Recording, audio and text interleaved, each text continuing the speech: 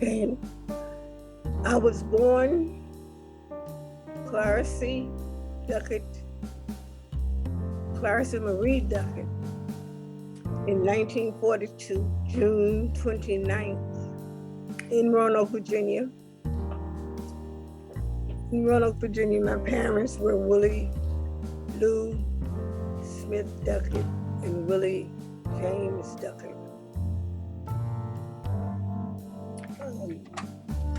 I was the seventh child of the seven that came from that union. The first one was deceased. What's your siblings? My siblings are From oldest to youngest, right? siblings were the young man, my brother that died when he was an infant was Willie James Jr. Willie James Jr. And then there was Cora Duckett Jameson. Louise. Was she Cora Louise? Yeah, Cora Louise. She was named after Cora Louise, Cora Louisella. She was named after Cora Louiselle, which was Daddy's sister. and she was the one that went blind and lived in Queens, right? Yes. And Say that. You have to say that, not me. So she, what was her name? Because I think some people have her as Cora Elizabeth. What did you say her middle name was? when they said Cora Elizabeth, who is it? Is that That was the oldest one? well, that's the one they say was the blind one. Yes, yes. But you called her Ezel? That was Yeah. her. Okay. I remember them saying that her name was Cora Louiselle. Wait, which Cora, mommy? Your sister? No. Oh, your Aunt Cora. So Aunt Cora's name was what? As best you remember.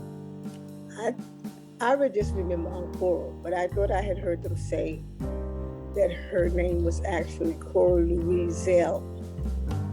And my sister, who was named after her, she didn't care for the Louiselle part, and she just changed hers to Louise, Cora Louise. So her name was Cora Louise Duckett. Cora Louise Duckett. And the next one was Iris Amanda Duckett Mills. There were no children there. Irene Duckett Weaver. What's his name? Well, first we want to mention that Aunt Cora had one child. Oh, I didn't say that. No. Okay. Back it up. I'm sorry. You're doing great. Aunt Cora had one child, which is Trudy Renelza Duckett. Okay. And from that, it was Iris. She didn't have any children. Then it was Aunt Irene or Uncle David? Uncle David. Okay, so go on. Uncle David, my brother John David Duckett. He was married to Rosalie Blood, I believe. And they had two daughters, April Lynn Duckett and Shawali. Davida, that's right. Davida Shawali Duckett. This is David Duckett's family. Okay. Right, it's an old picture. The babies are all grown and have babies of their own now for the most part, but get the idea. Yes. Okay. Irene Duckett Weaver Magruder. Yeah, Irene Duckett Weaver Magruder.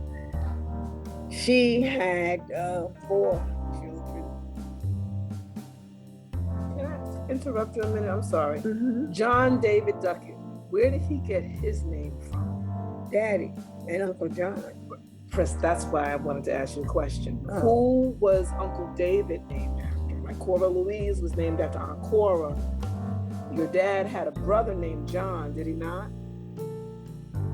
Did your dad have? Yeah, my dad, Uncle John, was Daddy's brother. That's right. Yeah. So that's how Uncle David got the name John David Duckett, right? Yeah. Mm-hmm. Okay. And then Aunt Irene. Then Aunt Irene, as I said, she had 4. Marsha, Kim, Mark, James David, who's now deceased. And they had children. I'm not going to go into all that. And then there was Barbara. Barbara Ann Duckett Singleton. Mm-hmm. Yeah. Wileen. The 2 children's names were Carolyn Duckett and Thaddeus Jones. David Thaddeus Jones. David was named after his. And David was named after his uncle David. Okay.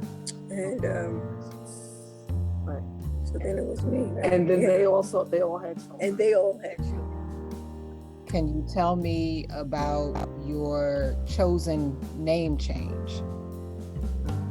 My name, mother named me on the birth certificate. That's strange. My mother taught me that Clarsie was my name, Clarice, and it was pronounced Clarice. I went through school, most of the elementary and junior high school, as Clarice, Clarsie. I was named after a very close cousin of my mother's, whose name was Clarice. Somewhere or another, the spelling got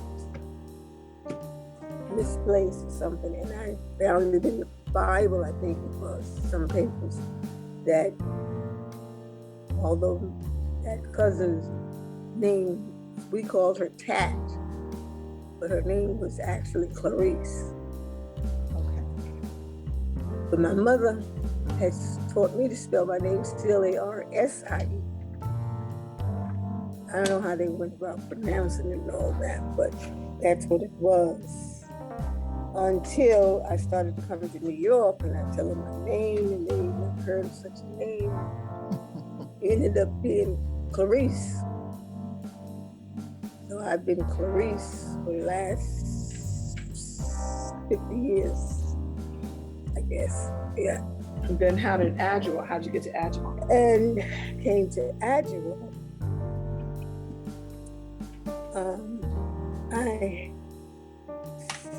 became very, very interested in our heritage,